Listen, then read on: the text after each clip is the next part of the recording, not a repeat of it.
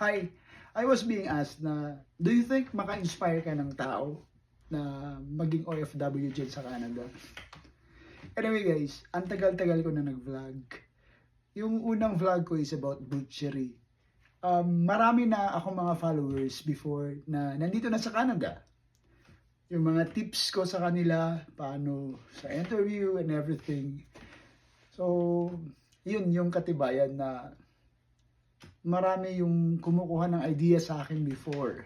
And then, I'm showing my life as an OFW kasi eto naman talaga yung realidad ng isang tao na nandito sa bansang Canada. Wala naman akong tinatago sa mga vlogs ko with regards sa mga tips, with regards sa buhay ko, kung nahihirapan ako, nasasaktan ako.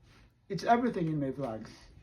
Kaya gusto ko na maging basis ito ng mga Filipino na gustong makapunta dito sa bansang Canada. So, I guess hindi naman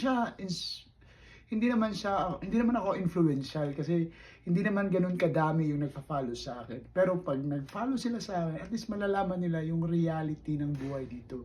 So, yun lang naman yung pinapakita ko. Wala naman ako ibang intention sa pag-vlog ko.